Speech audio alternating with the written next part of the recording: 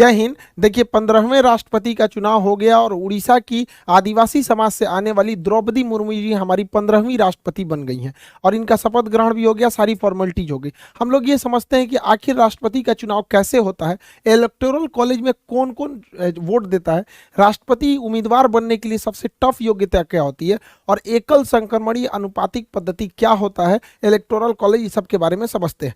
देखिए हमारा देश जब बन रहा था, संविधान बन रही थी, तो भारत को रिपब्लिक न रख के ना ही गणराज्य रखा गया, दोनों कॉमन रखा गया। देखिए रिपब्लिक किसे कहते हैं, हिंदी में इसे हम लोग गणराज्य कहते हैं। गणराज्य उसे कहा जाता है जहां राष्ट्राध्यक्ष का चुनाव होता है। देखिए राष्ट्रपति हमारे देश के प्रमुख है, शासन के प्रमुख नहीं है। तो जहां कहीं पे राष्ट्राध्यक्ष का चुनाव होता है उसे हम लोग कहते हैं गणराज्य कहेंगे। तो हमारा देश जो है, हमारे राष्ट्राध्यक्ष राष्ट्रपति हैं और उनका चुनाव भी होता है, तो उस हिसाब से हम रिपब्लिक भी आ जाते हैं, गणराज्य आते हैं। लेकिन डेमोक्रेसी किसे कहते हैं, तो डेमोक्रेसी जो होता है जिसमें शासनाध्यक्ष का चुनाव होता है। शासनाध्यक्ष हमारे यहाँ प्रधानमंत्री है, तो हमारे यहाँ शासनाध्यक्ष का भी चुनाव होता है और हमारे यहाँ राष्ट्राध्यक्ष का भी चुनाव होता है। तो इस हिसाब से हम लोग हो गए डेमोक्रेटिक रिपब्लिक, मतलब हमारे यहाँ डेमोक्रेसी भी है और रिपब्लिक भी है, यानी लोकतंत्रात्मक गणराज्य है। गणराज्य इसलिए क्योंकि राष्ट्राध्यक्ष के रूप में बैठे राष्ट्रपति का चुनाव हो रहा है, और लोकतंत्र इसलिए क्योंकि शासनाध्यक्ष के रूप में बैठे प्रधानमंत्री का चुनाव हो रहा है। तो हम लोग लोकतंत्रात्मक गणराज्य अर्थात डेमोक्रेटिक रिपब्लिक है। ये हमारी प्रस्तावना में भी मिलता है। हम भारत के लोग, देखिएगा, हम भारत के लोग भारत को एक संपूर्ण प्रभुत्व संपन्न समाजवादी पंथ निरपेक्ष एवं लोकतंत्रात्मक गणराज्य बनाने के लिए, यानी हम लोकतंत्र और गणराज्य दोनों में डेमोक्रेटिक रिपब्लिक, यानी हमारे यहाँ राष्ट्रपति का चुनाव होगा। अब ये राष्ट्रपति के चुनाव में कौन उम्मीदवार खड़ा होगा इसका डिसाइड करना जरूरी है। तो संसद के 3 अंग होते हैं, लोकसभा, राज्यसभा और राष्ट्रपति। राष्ट्रपति संसद का एक अंग है। तो कहेगा संसद के सदन कितने होते हैं, तो 2 सदन, लोकसभा और राज्यसभा। लेकिन अंग कितने होते हैं, तो 3 अंग हो जाते हैं। तो उसी में एक अंग का चुनाव, सभी अंगों का चुनाव होता है, लोकसभा का चुनाव होता है, राज्यसभा का चुनाव होता है, तो राष्ट्रपति का भी चुनाव होता है। 5 सालों पर राष्ट्रपति का चुनाव होता है। राष्ट्रपति की उम्मीदवार जो कोई भी खड़ा हो सकता है, उसको कुछ शर्तों का पालन करना पड़ता है। वो भारत का नागरिक होना चाहिए, 35 साल आयु होना चाहिए, इस शर्त को तो कोई इजीली पार कर सकता है। पागल नहीं होना चाहिए, दिवालिया भी नहीं होना चाहिए। दिवालिया उसे कहते हैं कि जो इतना कर्जा ले लिया है और अपने इनकम से ज्यादा कर्जा ले चुका है, चुका ही नहीं पा रहा है, जैसे विजय माल्या, नीरव मोदी, मेहुल चौकसी, ये लोग दिवालिया हो चुके हैं। ऐसे लोग राष्ट्रपति के चुनाव नहीं लड़ सकते, क्योंकि अगर ये जीत गए ना तो सबसे पहले अपना कर्जा उतारेंगे देश के पैसा से। तो दिवालिया नहीं होना चाहिए, लाभ के पद पर नहीं होना चाहिए। सरकारी नौकरी जो होता है ना, वो लाभ का पद होता है। जैसे आप देखेंगे कोई राज्यपाल है, वो लाभ का पद नहीं है, नेता लाभ का पद नहीं है, मंत्री लाभ का पद नहीं। संविधान के हिसाब से ये जनता के सेवक है। सरकारी नौकरी में रहेंगे ना तो लाभ का पद हो जाएगा, तो लाभ के पद पर नहीं होना चाहिए। तो ये सब नॉर्मल योग्यताएं हैं, ये किसी के पास हो जाती है। सबसे टफ जो योग्यता होती है वो 50 प्रस्तावक होने चाहिए और 50 अनुमोदक होने चाहिए। प्रस्तावक और अनुमोदक मतलब होना चाहिए कि जो व्यक्ति खड़ा होना चाह रहा है कि हाँ हम राष्ट्रपति के चुनाव में लड़ना चाहते हैं, जैसे इस बार यशवंत सिन्हा जी थे और द्रौपदी मुर्मू जी थे, तो उनके लिए संसद के किसी भी सदन से, चाहे वो लोकसभा हो चाहे वो राज्यसभा हो, 50 ऐसे लोगों की जरूरत है जो इनका प्रस्ताव आगे ले जाएं कि हम चाहते हैं कि यह व्यक्ति चुनाव में खड़ा हो। डायरेक्ट वो नहीं जानना चाहेगा कि हम चाहते हैं चुनाव लड़े। 50 प्रस्तावक होना चाहिए। हो सकता है कि 20 ठो प्रस्तावक लोकसभा से, 30 ठो का जुगाड़ वो राज्यसभा से कर ले, या कुछ इसमें से कुछ उसमें से करके उसे टोटल 50 प्रस्तावक चाहिए। जब 50 प्रस्तावक हो जाएंगे तो उस 50 के समर्थन में अलग से 50 अनुमोदक होना चाहिए कि हाँ यह व्यक्ति के साथ हम खड़े हैं, यह जिसे चाहता है कि नहीं ये भी व्यक्ति चुनाव लड़े, हम फेवर में हैं। तो यानी ओवरऑल आपका 100 सांसदों से अच्छा संबंध होना चाहिए, तब ना आपका 50 ठो प्रस्तावक आएगा और इसके अलावे अन्य 50 ठो अनुमोदक होंगे। वो आप कहीं से ला सकते हैं, चाहे वो लोकसभा से ला सकते हैं या राज्यसभा से ला सकते हैं। कोई जरूरी नहीं है कि 50 यहीं से। हो सकता है आपका 50 लोकसभा से प्रस्तावक हो जाए, 50 राज्यसभा से अनुमोदक हो जाए। यानी नाम का प्रस्ताव दे 50 और उस नाम में सहमति यानी अनुमोदन दे 50। ये इतना टफ हो जाता है कि यहीं पर एक कॉमन आदमी चुनाव नहीं लड़ पाता है, क्योंकि 100 सांसद आपके नाम का प्रस्ताव देंगे, इसका मतलब आप बहुत बड़े पॉलिटिशियन होने चाहिए। और दोनों लोग बहुत बड़े पॉलिटिशियन हैं भी। इनका मतलब ये जमीन से एकदम जुड़ी हुई आदिवासी समाज से राज्यपाल रही थी, और ये तो अटल बिहारी वाजपेयी के समय पर तो मंत्री भी रहते हैं यशवंत सिन्हा जी। जी, तो दोनों लोग का नो डाउट बैकग्राउंड तो पॉलिटिकल ही रहा है। अब इनको वोट कौन कौन देगा यहाँ ये डिसाइड करते हैं इलेक्टोरल कॉलेज। हम लोग राष्ट्रपति के चुनाव में वोट नहीं डाल सकते क्योंकि राष्ट्रपति का चुनाव इनडायरेक्टली होता है, अप्रत्यक्ष रूप से, यानी हमारे द्वारा चुने गए लोग ही वोट डालते हैं।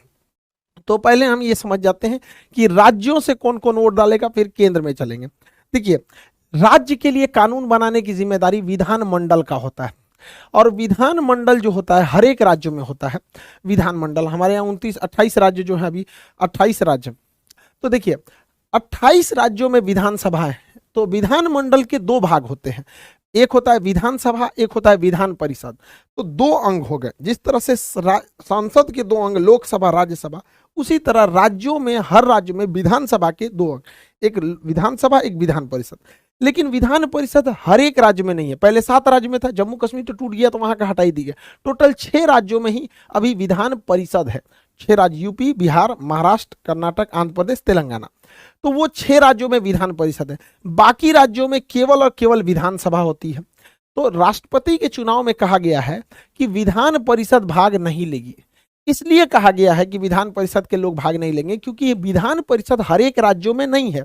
जब विधान परिषद हर एक राज्य में बना दिया जाएगा, जैसे बंगाल में बना दिया जाएगा, पंजाब में, राजस्थान में, मतलब 2800 राज्य में जिस दिन ये बना दिया जाएगा, उस दिन ये इसको भी चुनाव में लड़ने का, राष्ट्रपति के चुनाव में वोट डालने का अधिकार दे दिया जाएगा। अब कौन डालता है विधानसभा में, विधानमंडल में? तो विधानमंडल में केवल विधानसभा के सदस्य वोट डालते हैं, विधानसभा के। अब हर 2800 राज्यों में अलग अलग विधानसभा है।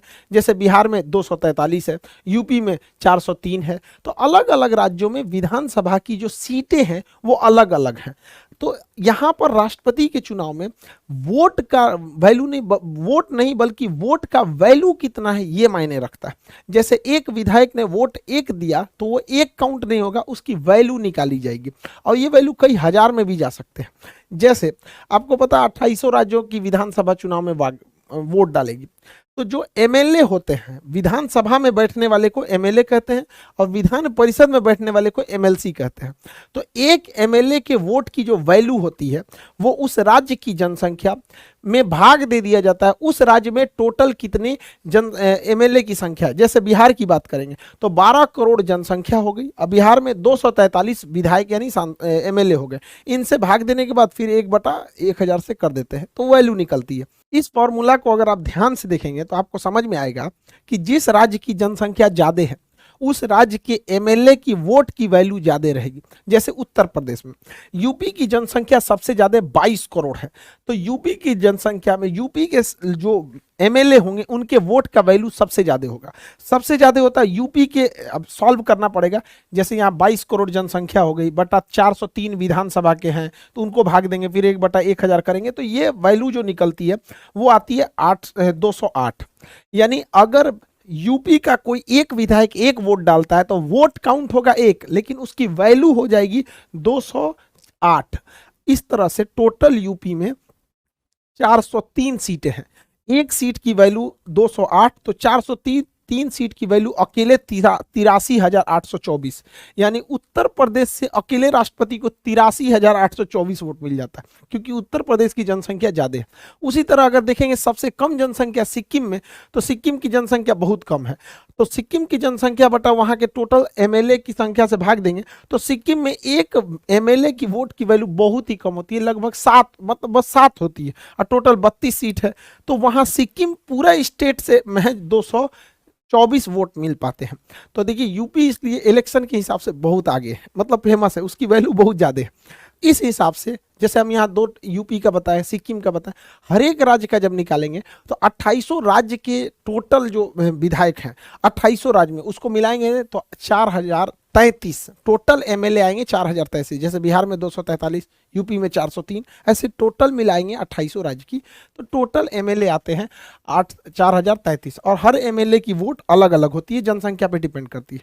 टोटल 4033 को जोड़ेंगे तो वोट आता है 5,43,231, यानी हर 28 राज्य का अगर एमएलए वोट दिया राष्ट्रपति को तो टोटल वोट गया कितना, 4033। लेकिन उन वोटों की जो वैल्यू होती है वो हो जाती है 5,43,231। ये हो गया एमएलए का वोट। अब बात करते हैं जो केंद्र में सांसद बैठे हैं सर, एमपी बैठे हैं, उनके वोट की वैल्यू देखते हैं।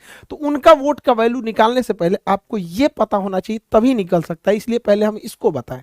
एमपी के वोट कैसे निकालते हैं? देश के लिए जो कानून बनाता है वो होता है संसद।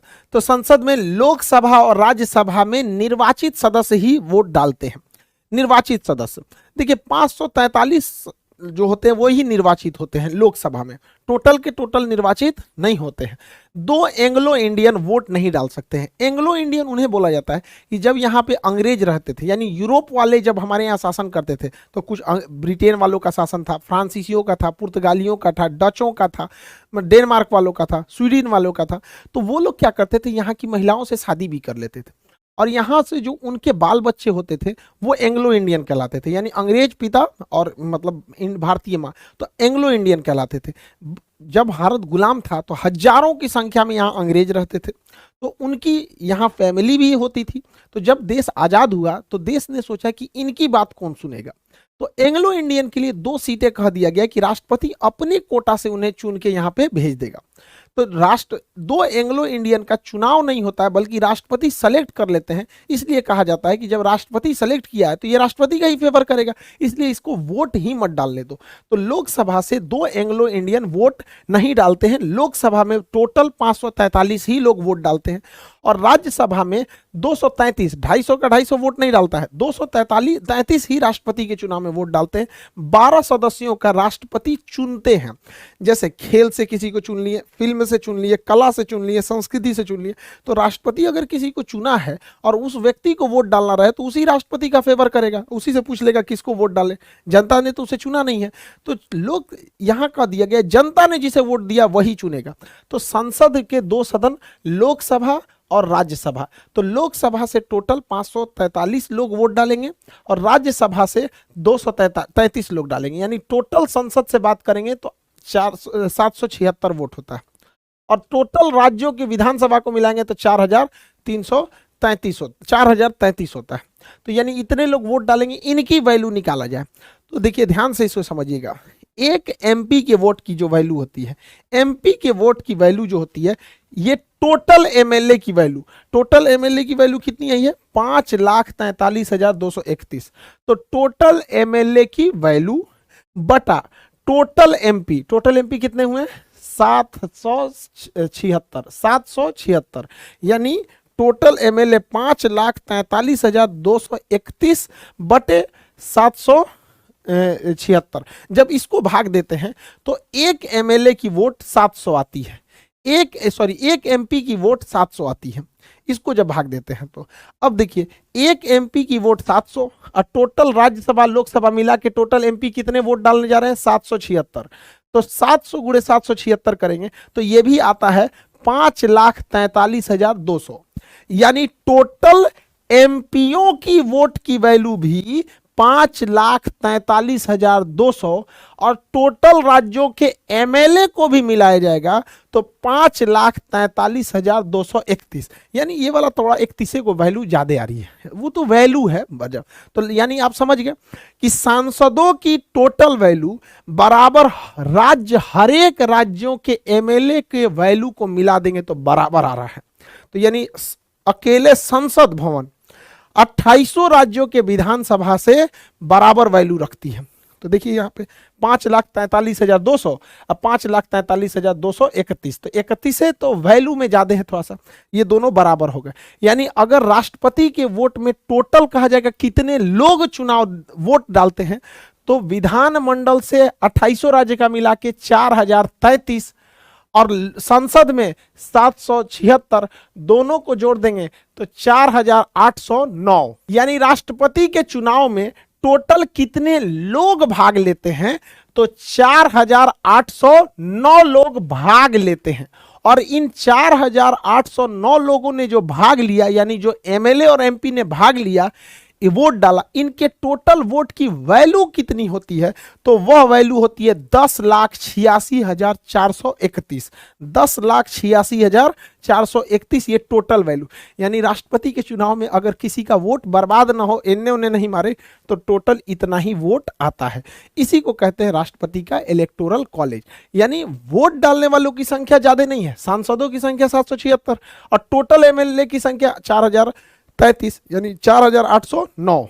बट इन 4809 की टोटल वैल्यू जो हो गई वो 10,86,431 हो गई। अब आगे समझते हैं कि अब ये लोग अपना वोट डालते कैसे हैं, आनुपातिक पद्धति से कैसे डाला जाता है वोट। राष्ट्रपति के चुनाव अभी भी पर्ची पे होता है, ईवीएम मशीन पे पर्ची के सिस्टम से होता है और यहां पर ए सिंगल वोट नहीं दिया जाता है। जैसे अगर किसी गांव में 3 गो मुखिया है, हम सोचेंगे इनको भी वोट दे दे, इनको भी वोट दे दे, इनको दे, तो किसी को वोट नहीं जाएगा, वोटे बोगस हो जाएगा। बट राष्ट्रपति के चुनाव में ऐसा नहीं होता है।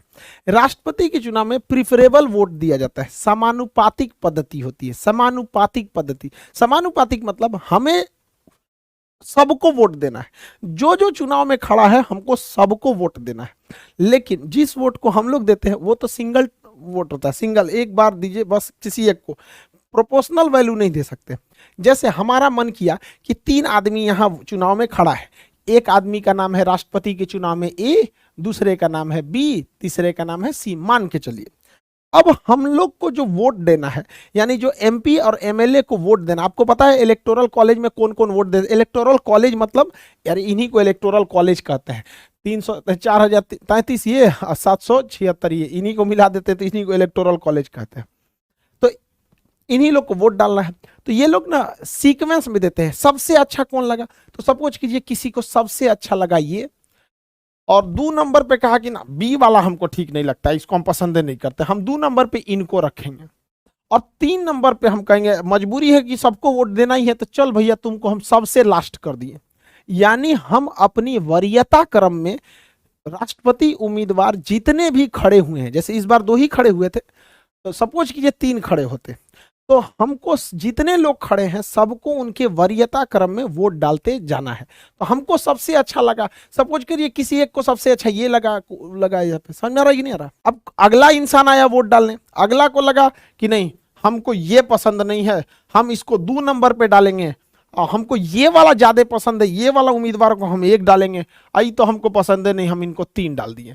तो यहाँ दूसरा आदमी ने ऐसे वोट डाल दिया, वो भी प्रीफरेंस में देगा अपने वरीयता क्रम के हिसाब से। अब अगला आदमी आएगा वोट डालने, क्योंकि टोटल सांसद 776 हैं, टोटल विधायक 833 हैं, 4033 हैं।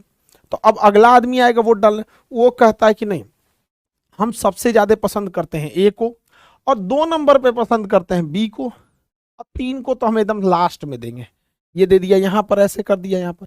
फिर अगला इंसान आएगा वोट डालने, अगले इंसान को लगेगा कि नहीं हमको ये ठीक नहीं लग रहा, हम इसको एकदम यहाँ डाल देंगे, इसको हम 1 नंबर पे रखेंगे, इसको 2 नंबर पे हम वोट डालना चाहते हैं।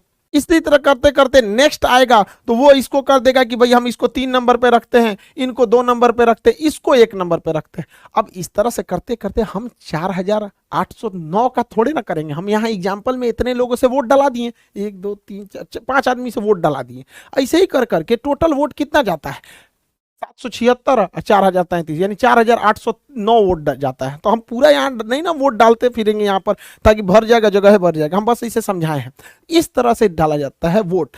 अब हम देखते हैं कि किस तरह से प्रथम चरण की मतगणना और द्वितीय चरण की मतगणना होती है। ध्यान से समझिए, अब मतगणना कैसे होगी। जब मतगणना होगी यहाँ पर तो सबसे पहले प्रथम चरण की मतगणना होगी। प्रथम चरण की मतगणना, प्रथम चरण की मतगणना में क्या होता है कि हम लोग ये देखते हैं कि 1 नंबर पर सबसे ज्यादा किसे पसंद किया गया है, यानी पहली वरीयता सबसे ज्यादा किसे पसंद किया गया। तो 1 नंबर पर आप गिन के बताइए हम तो यहाँ बस एग्जांपल के तौर पे 5 वोट लिए हैं, वैसे तो सबने वोट डाला रहा था।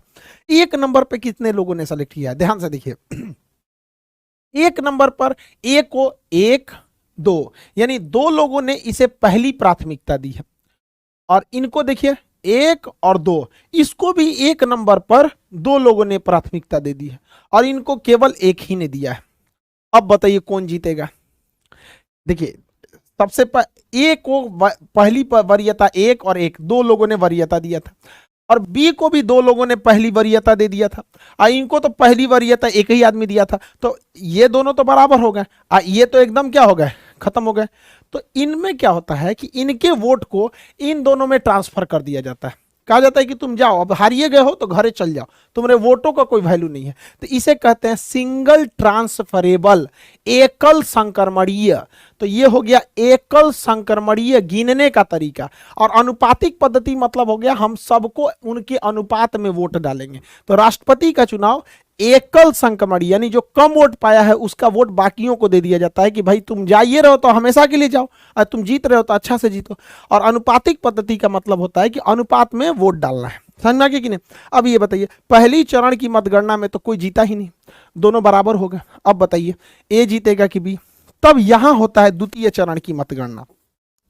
द्वितीय चरण की जब मतगणना होगी तो हम लोग अब देखेंगे कि द्वितीय वरीयता किसको ज्यादा मिला है, क्योंकि प्रथम वरीयता में तो दोनों को बराबर बराबर मिला, द्वितीय वरीयता किसको ज्यादा मिला है।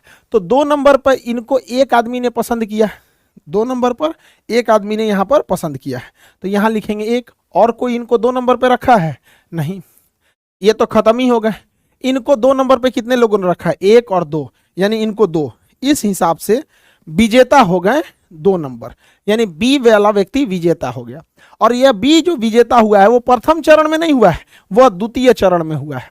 तो जब कभी भी प्रथम चरण में वोट बराबर हो जाते हैं तब द्वितीय चरण की मतगणना आती है। यह नौबत आया था बीवी गिरी के समय। तो बीवी गिरी जो चुनाव जीते थे वो द्वितीय चरण की मतगणना में जीते थे। तो राष्ट्रपति का जो चुनाव होता है वो अप्रत्यक्ष होता है, हम लोग वोट नहीं डालते हैं, बल्कि हमारे द्वारा चुने गए एमपी और हमारे द्वारा चुने गए एमएलए वोट डालते हैं। तो राष्ट्रपति का चुनाव अप्रत्यक्ष रूप से एकल संक्रमणीय पद्धति द्वारा अनुपातिक प्रणाली में किया जाता है। तो इस प्रोसेस से राष्ट्रपति का चुनाव होता है। 15वें राष्ट्रपति के चुनाव में द्रौपदी मुर्मू जी को 6,76,803 वोट मिले हैं। और वहीं इनके जो प्रतिद्वंदी थे यशवंत सिन्हा जी, इनको 3,80,177 वोट मिले हैं। यानी अगर परसेंटेज में बात करें तो 64% वोट मिले हैं द्रौपदी मुर्मू जी को और लगभग 36% वोट मिला है यशवंत सिन्हा जी को। इस प्रकार एक भारी अंतर से द्रौपदी मुर्मू जी चुनाव जीत गई। ये एक आदिवासी समाज से आती है और ये आदिवासियों के लिए शुरू से बहुत कुछ की है। ये एक बहुत ही मतलब लोअर फैमिली से आती थी। इनके समाज, इनकी फैमिली में यही पहली मतलब महिला थी जो आगे जाके हायर एजुकेशन की थी। और ये काफ़ी दूर इन्हें स्कूल से जाना पड़ता था।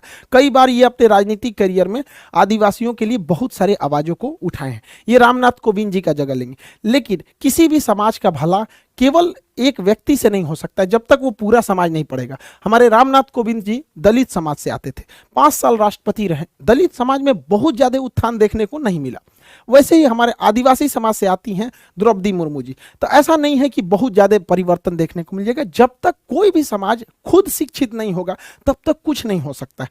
हर समाज को ये सोचना पड़ेगा कि किसी एक राष्ट्रपति, या हालांकि राष्ट्रपति के पास बहुत पावर नहीं होता है, वो संविधान से बंधा होता है। ये क्लास जब हम पॉलिटी का क्लास ले रहे थे तो कंप्लीट पढ़ा दिए हैं। राष्ट्रपति का टॉपिक तो हम लगभग 12 क्लास लगते हैं राष्ट्रपति का टॉपिक को कंप्लीट समझाते हुए, कि उसके क्षमादान शक्ति क्या है, राजनीतिक शक्तियां क्या है, कार्यपालिका शक्ति क्या है, विधायिका शक्ति, कानूनी शक्ति, सैन्य शक्तियां, ये सब क्या होती। लेकिन राष्ट्रपति जो भी है वो एक बंधा हुआ है मंत्रिमंडल से, कि राष्ट्रपति को जो काम डिसीजन लेना है वो मंत्रिमंडल के सलाह से ही लेगा। लेकिन हाँ, ये है कि महिलाओं का सशक्तिकरण एक संकेत तो जाता है कि नहीं, हम आपके साथ खड़े हैं, आप भी आगे बढ़िए। तो ये पूरे देश को सोचना चाहिए कि अगर आपको आगे बढ़ना है तो शिक्षा से आपको दूर नहीं जा सकते। तो